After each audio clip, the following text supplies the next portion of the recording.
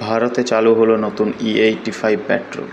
সরকার বলছে এতে কমবে জ্বালানির খরচ, কমবে বিদেশ থেকে তেল আমদানির ওপর নির্ভরতা। কিন্তু সব গাড়িতে এই জ্বালানি ব্যবহার করা যাবে না। ভুল গাড়িতে ব্যবহার করলে হতে পারে বড় ক্ষতি। তাহলে E85 আসলে কি, কারা ব্যবহার করতে পারবেন, এর সুবিধা অসুবিধাই বা কী? চলুন বিস্তারিত জেনে নেওয়া যাক। নমস্কার, আপনি দেখছেন নারদমণির খবরাখবর।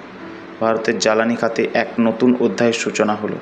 কেন্দ্রীয় পেট্রোলিয়াম ও প্রাকৃতিক গ্যাস মন্ত্রী হরদীপ সিং পুরী আনুষ্ঠানিকভাবে চালু করলেন E85 পেট্রোল।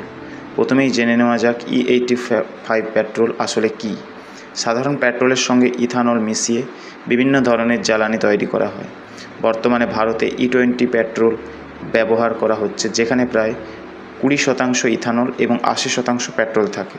কিন্তু নতুন E85 জ্বালানিতে রয়েছে প্রায় 80 থেকে 85% ইথানল এবং মাত্র 15 থেকে 20% পেট্রোল।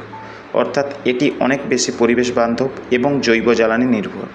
সরকারের দাবি, এই উদ্যোগের ফলে বিদেশ থেকে অপরিশোধিত তেল আমদানির ওপর নির্ভরতা কমবে।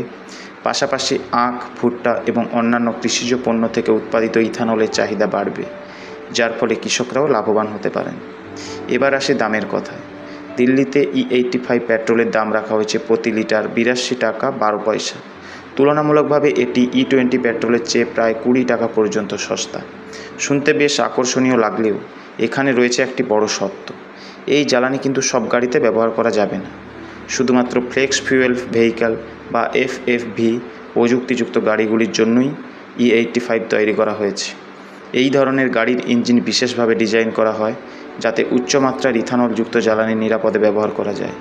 যদি কোনো সাধারণ পেট্রোল গাড়িতে E85 ব্যবহার করা হয়, তাহলে ইঞ্জিন, ফুয়েল লাইন, রাবারের বিভিন্ন অংশ এবং ফুয়েল সিস্টেমের ক্ষতি হওয়ার আশঙ্কা রয়েছে।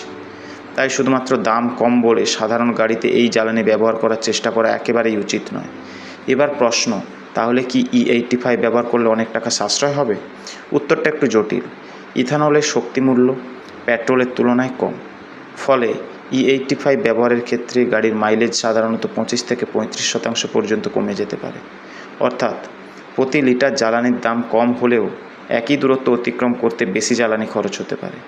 তাই শুধুমাত্র পাম্পের দামের দিকে তাকিয়ে লাভ ক্ষতির হিসাব করলে হবে না, গাড়ির প্রকৃত জ্বালানি খরচও বিবেচনা করতে হবে। এখন প্রশ্ন হচ্ছে, কোথায় পাওয়া যাবে এই E85 পেট্রোল? প্রথম পর্যায়ে দেশের মাত্র 48টি পেট্রোল পাম্পে এই জ্বালানি সরবরাহ করা হবে। তবে সরকারের পরিকল্পনা অনেক বড়। লক্ষ্য রাখা হয়েছে 2026 সালের মধ্যে 500টি পেট্রোল পাম্পে এবং 2027 সালের মধ্যে প্রায় 5000টি পাম্পে E85 পেট্রোল পৌঁছে দেওয়া।